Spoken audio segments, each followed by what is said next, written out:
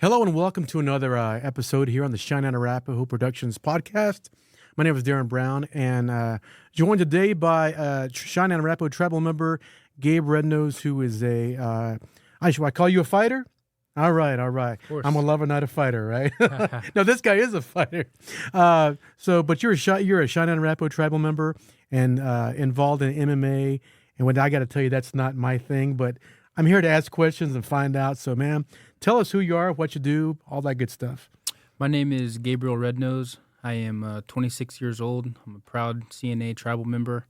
I just now recently signed my first professional fight contract, and I will be fighting professionally for King of the Cage. Okay, so your first professional fight is coming up when? October 10th, I will be the professional co-main event in Worley, Idaho. No pressure at all, Gabe. Well, hey, so you're from Kingfisher. Tell me who you are. Tell me about your folks, man. Tell me about growing up back in those days. Of course, my father is Aloysius Rednose. You guys probably know him. My mom is Tracy Pennington. That's her maiden name. They're divorced now. Grew up in Kingfisher, Oklahoma. Yellow Jackets, right? Yes, sir. Yes, sir. Yellow Jackets. Born in Oklahoma City, raised in Kingfisher my whole life. Grew up playing every sport under the sun and graduated from there in 2016. Went on to college in a little junior college in Colorado for a little bit afterwards. Found out college wasn't my thing. And, hey, it's not for everybody.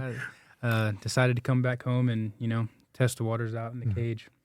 So I take it you wrestled in high school then? Oh, yeah. Yep. Wrestling was for sure my favorite sport. I football, wrestling, and track in high school.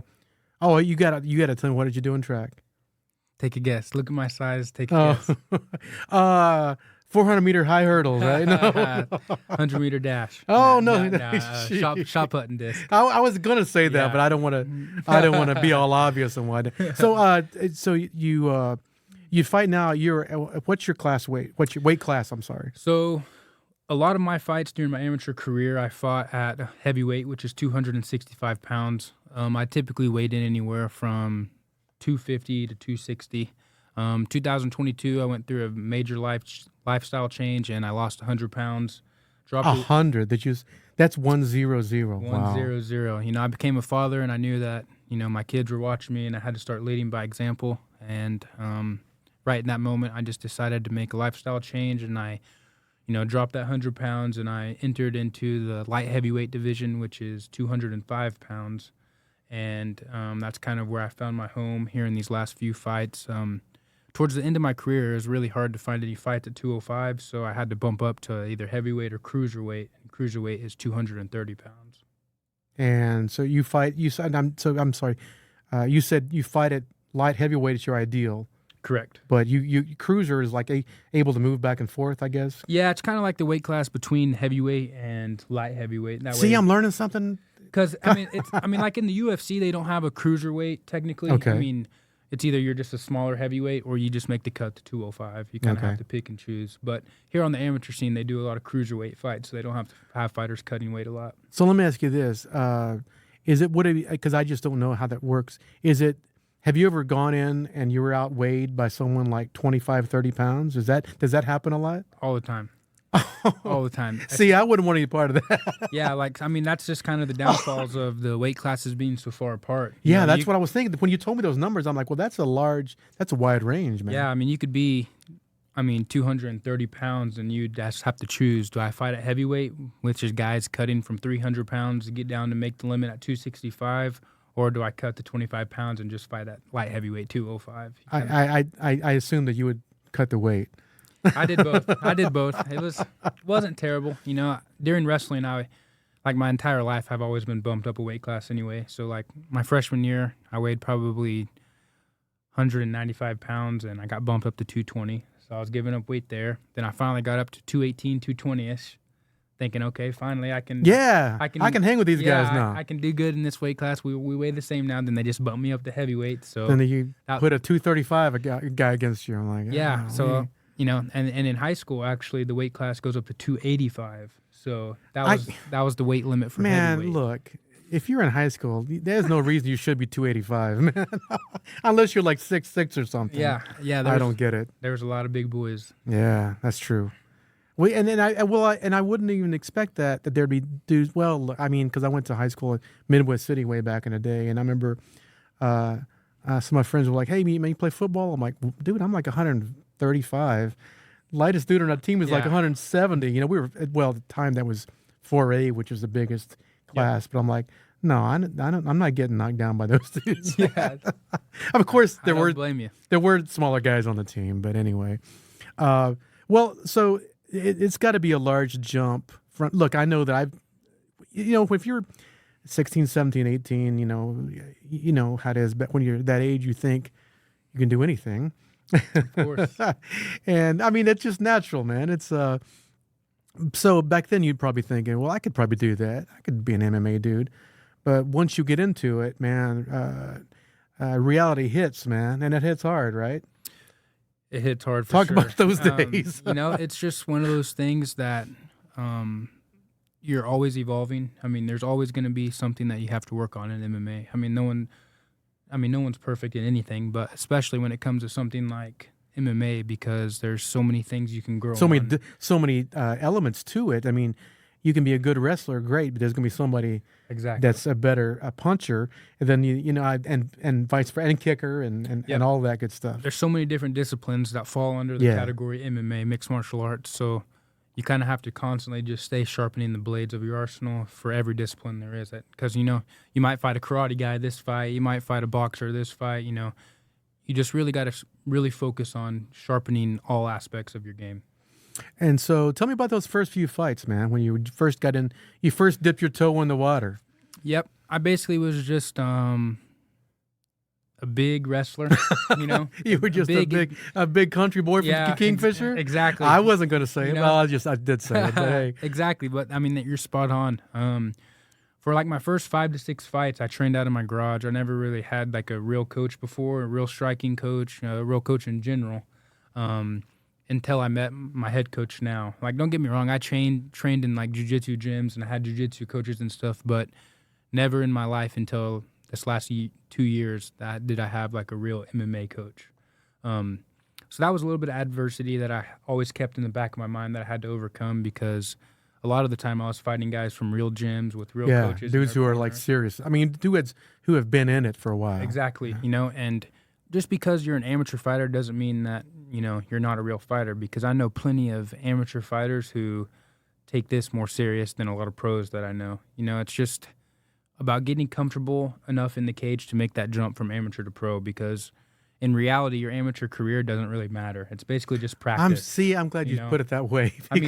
Which, don't get me wrong, I take a lot of pride and honor in the resume that I've built on the amateur scene, but you start over whenever you become a professional. Yeah, the truth is, until you get noticed, you're just a very small fish in a very large pond. Exactly. And even once you get to you notice, you become maybe a medium-sized fish in a large pond. Yeah, even with everything that I've done on the amateur scene, there's still so many great fighters out there who have done just as much as I have, if not more. There's they just might not be in the best spot right now, or they might not have the best network to reach out to people to get noticed. So I got really blessed and really lucky with the people I have surrounding me to help me get noticed, and here I am with the professional fight contract. Man, there are a number of questions, these things we've talked about in the last few minutes that I want to bring up. I think the first thing, I'm sure people want to hear this, because when you said you lost 100 pounds, I'm sure that people out there going, what? Yep. I take it you're not a Big Mac dude. You're not eating a lot of quarter pounders. Yep. So we don't need to go on, 15 minutes about this, but I'm curious, and let's just be honest, that was a few years ago, and it's easier to do at your age than it is at mine. Let's just be honest. Of course. But I think everyone needs to be encouraged, and you talk about having a child, brother. That will change your life. I'm sure you know. So yes, it will. In a number of ways, it'll make you think twice about the things, the way you do things. So if you can just give us a little, give us some. Maybe you can help someone out there. Maybe just give some pointers, man. How did you do that?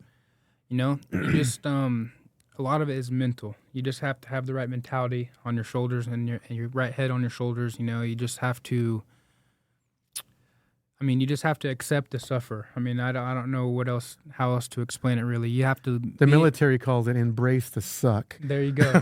Perfect. You just got to be comfortable with being uncomfortable for a while. Yeah, come on now, man. That's right. You're preaching. You got to break those habits. I mean, in reality, it's not that hard. I mean, it's hard and it's tough, and it will for sure be a challenge. But I mean, if you were to lay out some food, and on this side it'd be an order from McDonald's, and this side it'd be packed full with nutrients that you actually need, macronutrients. You could be able to eat so much more food that is actually healthy for you compared to this 1,500 calories from McDonald's that's sitting over here. And when we say that, we're not trying to disparage the restaurant. We just of course, yeah. Any fast we're just food using in an example general. here. Any fast food in general. There you go. That's better. Yeah. I mean, you just got to really learn how to, just sit down and take into consideration everything that you're putting in your body. I mean, once you get away from all this nasty junk food and greasy food that you're eating and actually start putting real food into your body, it makes a huge difference. Changes your life. That's the thing. I think it's the same thing with like people who smoke a lot. They don't. I mean, and studies have shown, and I've known people who've quit. It's like your body. It's like when you stop smoking, your body immediately is trying to rebuild. Yep. Get your lungs back into shape. And I think most of us, your body is a wonderful thing. So when you quit damaging, when you stop, when you quit damaging it, it works to repair itself. But one thing you said, you said it's easy. Well, it's easy to get there. But it's not as easy to stay there because exactly. Like if it was easy, man, everybody'd be doing it. Exactly. It's like, for example, my biggest number was, my target weight 100 pounds. I got at my worst weight ever. I was 298 pounds at like 39% body fat, and I just worked on myself for one whole entire year, just every single day. No matter how tired I was, I had that goal in my mind, and the lightest I got down to was from 298 at 39% body fat down to 196 pounds at 9% body fat. Oh, Lord. And that was for my 2022 fight camp when I represented Team USA. Mm-hmm. I got down to 196 during fight camp. And that wasn't even really from, like dieting super hard, just the intensity of my workouts and my training was so high. Again, you're in your 20s, man.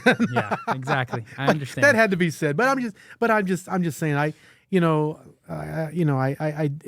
just love the fact that people listen and watch this, and I just, it's kind of the thing you want to say. If I can do it, I'm not saying everybody out there can drop 100 pounds in a year, but it's possible. You can make progress. Exactly. It all goes back to the choices you make. I mean, for one, if you want to make the change, you have to want to make the change. That's the first step. There you go. Yeah. If you want change, if you look at yourself in the mirror and you don't like what you see, the first thing about noticing that there's a problem is admitting that there's a problem. Guess who can change all that? There's only one person who can change that. And that's you're the only. That's the person looking back at you in the mirror. Yeah, you're the only person responsible for what goes into your body. So well, that's amazing that you did that. And like I said, I just that's cool. That I think it's that. It obviously appears that it's helped you in your career. Other thing I want to bring up is the fact that you are a Cheyenne and Arapaho tribal member, and Rednose, as I know, that is a name that's I've run into a number of people out here that have that name. I can imagine that in the profession that you are in, it's probably one that no one has heard. Yep. And I don't doubt that you have to explain yourself sometimes. Of course. And I would assume that it probably gets to you every now and then. It does, but it does. And let's talk about it. Yeah, it's just you got to do what you got to do. And look, you know what? Sometimes Native people get put in a spot where we almost have to represent every tribe. That's just no one should have to do that. Exactly. But I think you're probably in a profession where there aren't very many Native people. So let's talk about that. That's just some adversity that I've kind of had to deal with my whole life because you see my skin tone and, my dad having a darker skin tone than me. I feel like which I'm not speaking for our entire tribe, obviously, but I have ran into a lot of encounters to where I feel like I haven't been accepted as a tribal member just because of my skin tone. Yeah, Or, let's you know, just, it happens. and- It happens, man. And which is fine, you know. I know who I am, you know, and I'm very proud of Say that again. Say that again. I know who I am. Yeah, see, you that's know? what you got to go with. You know, and I'm very proud and honored to be a part of this tribe, and I feel like I have done a very good job representing that and, you know, my journey thus far. Every single fight, you know, I'm draped in the CNA flag. I carry that out with me every single fight, and I will continue to do that. It's just something I hold very close to my heart, and, you know, I'm very honored to be a part of the Cheyenne and Arapaho tribe. Well, thank you for representing, man. Like I said, I'm sure that, like I said, well, let me ask you this: how many, or have you run into any other Native people in the business? I actually do. I know one of my good friends. His name is Manuel Moreau. He's a Kiowa. His name's the Kiowa Dragon. He had a Where's he from? He's actually from Anadarko. Oh, he's from Oklahoma too. Yeah. Yep. He has a gym opened over there. Very good fighter. Shout out to Manny. You know, he kind of led the way, and you know, he kind of showed me walking out to his fights, carrying his tribal flag, and that really inspired me and wanted to make me do the same. So, you know, he was cool to look up to growing up, and he's now, I believe, retired now, but very good fighter. Fought for some of the biggest shows in the world, Bellator. You know, it was cool to see that, and it really helped me want to do that on my journey as well. Like I said, that's something I think probably every athlete has to. You got to just expect it, you know. I mean, you can say that about a number of professions, and you know, it's like, you know, we're such a small part of the population. Yep. It is natural that wherever we go, we may be one of the only, just a handful of folks in that certain ethnicity. Yep. Well, and the other big news, well, let's not bury the lead. The big news that you came in here with is that you're not considered an amateur anymore, right? Correct. Yep. You've gotten sponsored fairly recently, can I say? I don't know. Yep. It was I got picked up by King of the Cage July 11th. I signed my professional this year? contract. Oh, okay. Yep. Okay. Yep. So it's pretty recent. You know, I came off of knee surgery, and my last fight was August 19th of last year. I fought for the California state title, which is like the most prestigious title you can fight for on the amateur scene. I flew out to California, and I fought at UFC legend Dan Henderson's gym.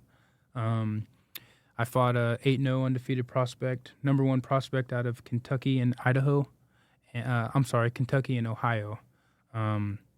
Took me to the second round for the first time in my career, but I got him out of there with a Kimura lock submission. It was tough, but you know, I'm glad it happened, and glad I got tested a little bit with that adversity going into the second round for the first time before I went onto the pros. So you're throwing out, you know, what did you call it? The Kimura lock? See, I got it again. I'm not a. I assumed it's a move and all, but I'm not. It's basically just a shoulder lock where you. Maybe we can demonstrate it here in a minute. No, please don't. No. Let me ask you this.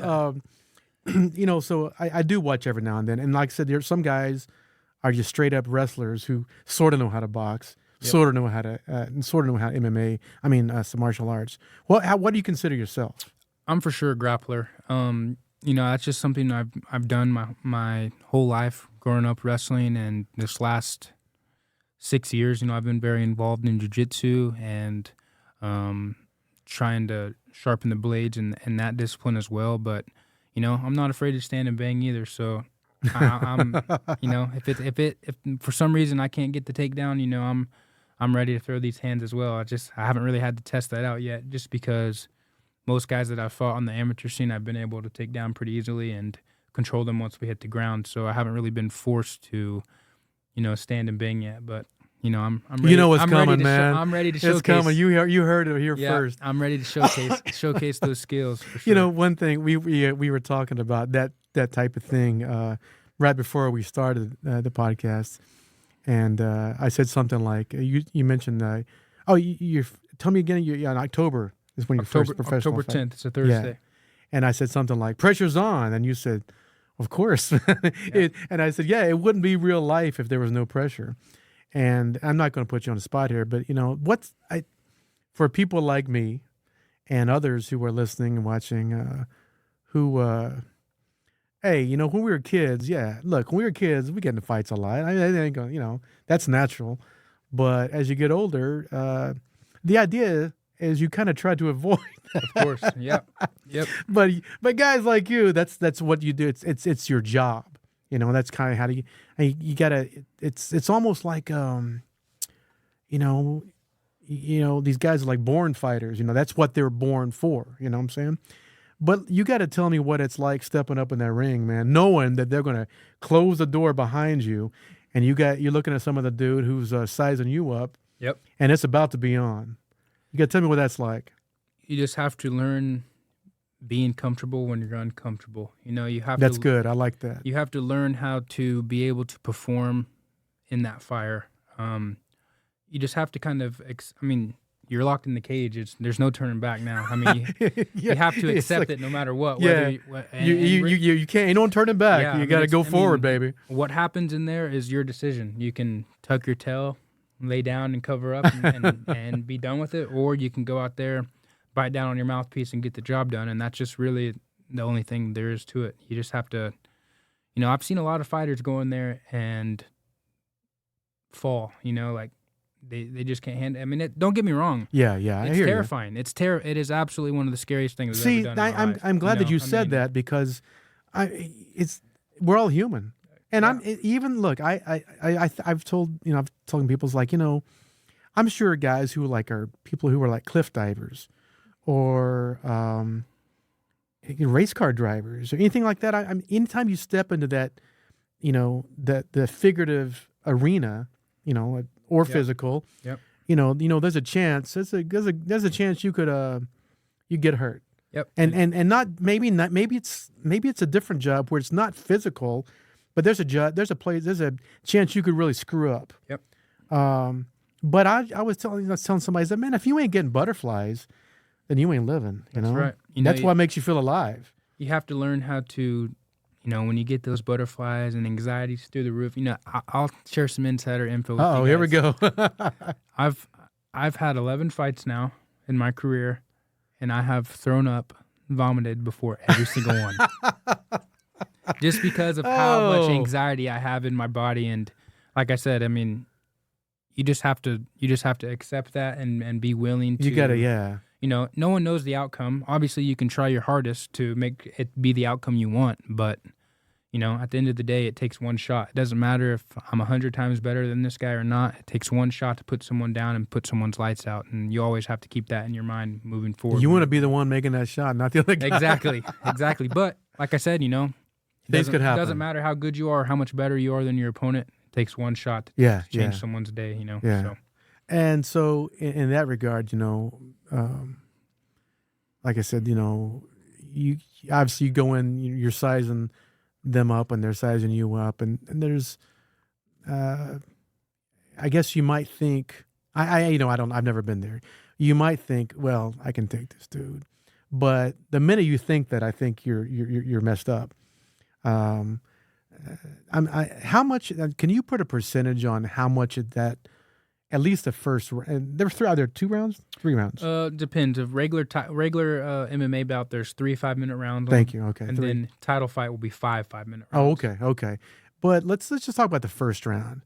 How much of that first round is mental, man? I mean, a lot of it is. I mean, it just depends on what type of fighter you are. If you're a fighter that really buckles down and is hammering in your conditioning 24/7 the way you're supposed to, you know, you could. I'm not going to say glide, but I mean, you could fill each other out for the entire first round, knowing you don't got to worry about your cardio because your cardio is already locked down. So, you know, you could just use the entire first round just to feel this guy out. Yeah, and see where he's coming from. Then put the pressure on him second and third round to get the because so much of this is, well, let's get physically here. So much of this is muscle memory. Of course. I mean, you train how to take a punch, you know, and how not to, right? I mean, those are just as important, you know what I'm saying? So, you know, if he comes with this, you can counter with that, and vice versa. Although I'm sure there's some stuff that just comes out of nowhere. Is that something that happens almost every fight? that just like it's like, oh damn, I didn't see that coming. It has happened to me before, but not. I mean, typically, you can't worry about what your. This is my philosophy. You can't worry about what your opponent's going to do. Yes, you can change and modify your game plan. Yeah. But at the end of the day, it's about what you're going to do. Yeah. There you go. know, Yeah. you have to make your game plan about your skills and your arsenal. You can't really worry about their arsenals as much. You're just trying to get them to fight you on your terms. Exactly. Yeah. You have to make sure that you go out. You hold the center of the cage and you stick to your game plan, because at the end of the day, that's what's going to win you the fight. You aren't going to win the fight trying to based off of their game plan. You have to stick to your game plan, stick to what you're good at, and you always have to have a backup plan in case it doesn't work, of course. Yeah. But, stick to your game plan, hold the center of the cage, and get the job done. And so many things, you said something, you stick to the game plan. Well, it's we can get all philosophical here, man. What you were talking about, losing weight, having a child. And so you talked about having a child, then you talked about losing weight, and then you talked about going from amateur to professional. That's a game plan, man. Yes, sir. Let me ask you this. So, and it's something like that. You got to have a drive. You got to have an internal drive. Something like that. Did you have a backup plan? If let me ask you, and I'm not trying to, I'm just saying, like, of course. I don't think anything I'm saying is going to bother you. No. No. I mean, but in the back of your mind when you were getting into this, did you think to yourself, I may not be able to do this? But see, that's dangerous thinking. Of course. You just got to be real with yourself. It's hard. I still work 40, 45, 50 hours a week. I'm in the IT department for Lucky Star, so I help manage over 1,100 users on our network. I'm in charge of all the surveillance, so I do a lot of work at Lucky Star. I'm there every single day almost, and people do it every single day, but of course you get those thoughts. I'm waking up at 3:45, 4 o'clock in the morning just to make sure I can get all of the workouts in that I need. A lot of sacrifices come into this job, but I haven't fully made it yet. So yeah, that's the thing. My job's not done yet. So until I can, and the whole reason why I'm doing this is just because I feel like God has blessed me with the skill set and the opportunity to change the economical, financial future for my kids, and that's my drive. That's the inner drive that you were talking about. That's why I get up in the morning. So I'm not saying I'm going to become a world champion. I'm not saying any of that. But if what you're going to give is your best shot, But if it leads to that, yeah, I'm going to give it all. I'll leave it all out on the table. That's what I think. I think people get bogged down sometimes in well, there's a couple ways you can look at it. You can get bogged down in the weeds and not see the big picture, or you can get so busy looking at the big, 10,000-foot view and forget, I'd like to take those 1,000 steps, or right now I got to take this first step. Exactly. You know what I'm saying? And like I said, at the same time, you got to think, well, I see once I take this first step, then that's the only way I can get to the 500th step. Exactly. Yep. It all starts with the first step. Yeah. So, I know we covered so many things here, and there's so many things still want to get to. So, in your career now, why'd you say you've been in 6 years? 6 years. Yeah. 2018, I made my debut here at Lucky Star. And so you had a total of how many fights? 11. 11. I got to ask you this: you ever walk out of one just hurting real bad?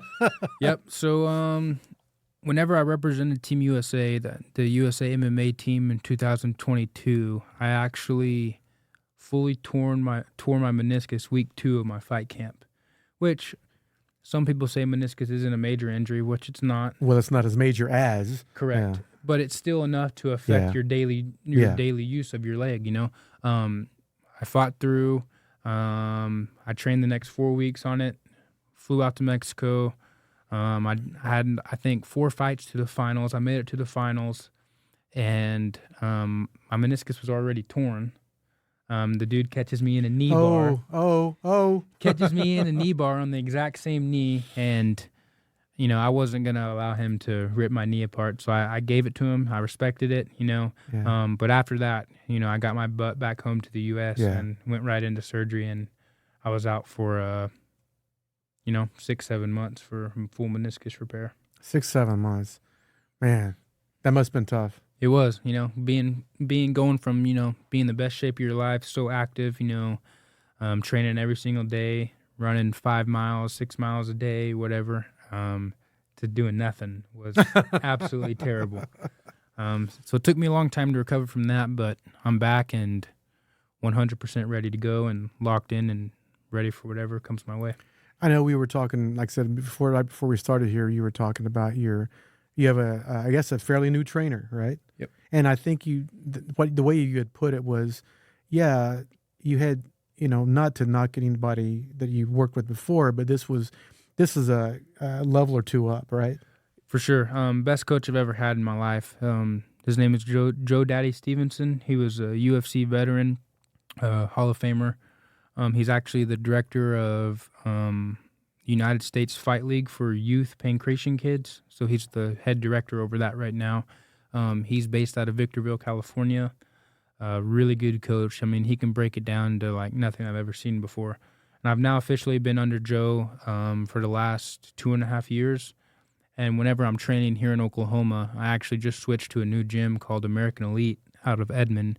And I'm also working under UFC veteran Matt Grice, who's another really, really good coach. So I'm really happy to be over there and training with all the dogs at that gym and seeing, how far I can take this thing. Yeah, let's bring that up for a second. We all know how big MMA is, but I guess it's bigger in Oklahoma than I had realized. Am I correct in saying that? Yeah, I mean it's for sure one of those sports that is slowly evolving and growing, and more eyes are getting onto it as we progress. But I would say, yeah, Oklahoma's a fairly decently sized MMA state. Competition isn't super tough around here. I think I fought 2 times, which would have been September of 2018, and then my second fight was January of 2019. And I think after both of those fights, I became number 1 in Oklahoma. So there's not a real deep talent pool here in Oklahoma. Yeah, I'm glad you said it that way. Let's just call it. It's not deep. It's there. It's there, correct. But like, it's nothing compared to like California, Florida. Let's just be honest. New Jersey. Yeah. Like, there's for sure Texas even. There are pockets when it's just exactly, it's just incredibly talented. Exactly, like California. Which been around longer too, I'm sure. Is the mecca of all MMA. I mean, if you're a professional fighter anywhere on the West Coast, there's a 99% chance you're fighting out of Southern California. I mean, it's huge there. I mean, that's just what people do there. And the talent pool that I got whenever I went out there to train with my coach, because we trained in Victorville, and then on Mondays and Wednesdays we'd drive down the pass down to Temecula, California, and that's where Dan Henderson's gym was. And it's because Joe was his MMA and jiu-jitsu coach as well under Dan. But he also had his own affiliation, Cobra Kai, back in Victorville. He was coaches of both, his own plus someone else's. I almost jumped in. Cobra Kai. Yeah, no, I know. No, it's just like the show. Yep. But I got lots of different work with really high-level guys because that's what they do. I think I was like the only person who had a real job. Yeah. That's got to be said too. I'm sure that, folks out there, it's like a whole different, I think most of us know that California is nothing like Oklahoma. Yeah. But this profession is just, it is, it's like a full-time thing. And I assume for you, it most likely would be if you were, you're just in a situation where it's different. Yep. People do it every day. I'm not saying it's some, abnormal or unheard of. People do it. It's not impossible. It just makes it a lot harder to do. Yeah. I'm waking up at 4:00 in the morning, getting my strength and conditioning done before I come to work. Then sometimes on my lunch break, I'll go and do sparring. And then after work, I coach kids jiu-jitsu on Tuesdays and Thursdays. And then I have kickboxing and MMA class after that. So there's a lot of times to where, I'm waking up at 4 a.m. and then not even getting him back home in Kingfisher till 10:30 at night. Mm-hmm. So a lot of sacrifices to be made in this journey, and it just makes my story that much better.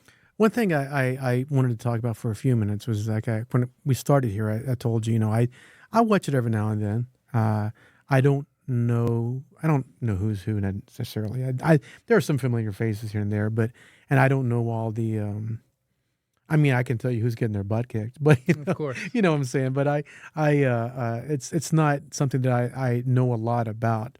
But for all those people who are watching and listening here, what do you, who may be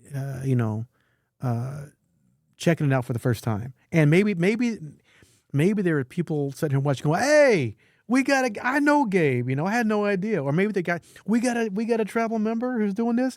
I'm going to start watching. I'm going to start, getting educated. What do you tell people to look for, or to, how do you get people hooked in it?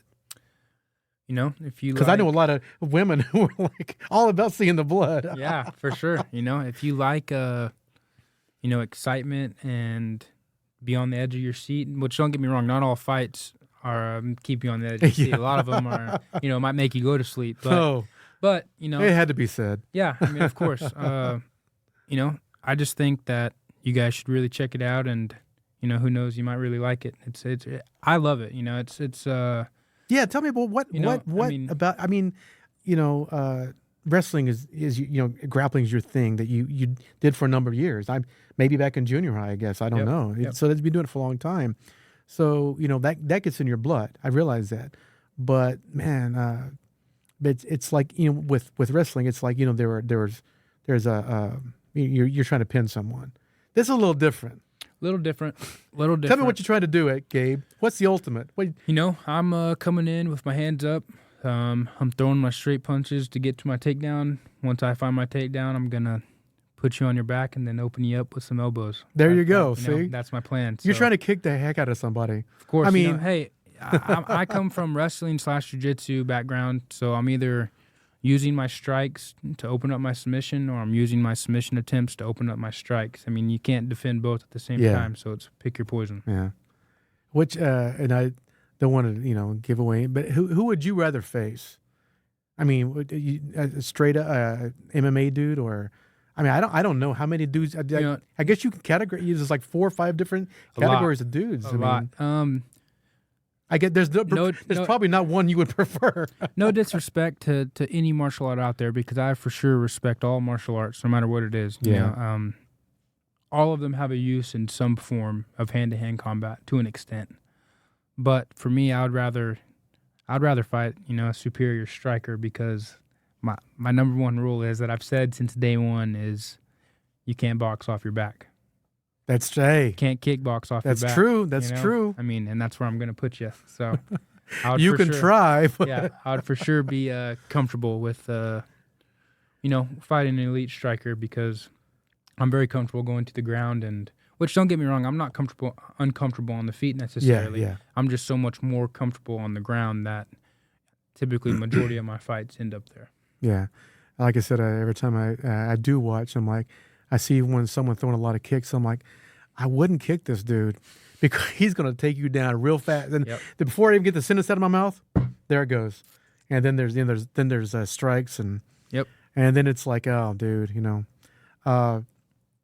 let's just so you told me you're light heavyweight right now. Yes, sir. Real quickly, just for those of us who don't know, who are the light heavyweight dudes out there that are at the top of their game?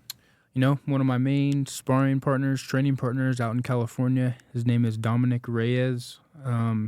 He's in the UFC. He was recently some people say he's the only person to ever beat John Jones in a 5-round fight, which it was a very close fight, razor close decision. After that fight, he went on a little bit of a losing skid, but he just got a first-round finish. He's back in it, and I really feel like he'll be making a run for the title here very soon. But other top guys, John Jones, obviously, Daniel Cormier, Alex Pereira. There's a lot of guys right now in the UFC. I actually have heard some of those names. Yeah. See, I'm not stupid. Yeah. Yeah. There's a lot of good guys out there who you could for sure look to learn from and look to be a role model with what they do inside of the cage, for sure. And I'm just curious, like, are those dudes like, is their age span like from here to here? I mean, are they mid-30s typically? Yeah. I mean, usually, they say your prime in the UFC isn't until you're 32 years old. I was going to say that because the stuff that I do watch here and there, it's like, it's like they usually take those young dudes to school. Yeah, real I mean, quick. experience adds up, man. I mean, if you go against a guy who's 35 years old with 50 professional fights, Yeah. you're in for a really long night. You're. I mean, it could get ugly. that experience really adds up just because he's been in so many different situations than you compared to Almost knows what you're gonna do before you do it. exactly Wow. two steps ahead. That's a good place to be. That is. And that's a good place. It's not a good place to be on the other side of that. Exactly. Well, hey man, we've been talking for a while here. I don't want to go before if there's other stuff you want to talk about. I mean, let me ask you: is there something I didn't ask you that you want to throw out about what you do and why you love it? Nope. I mean, I think we've touched base on everything. I just want to give a shout out to a few of my sponsors who have really, sure, man, who have really helped me financially. It wouldn't be possible without them. Water Heater Man.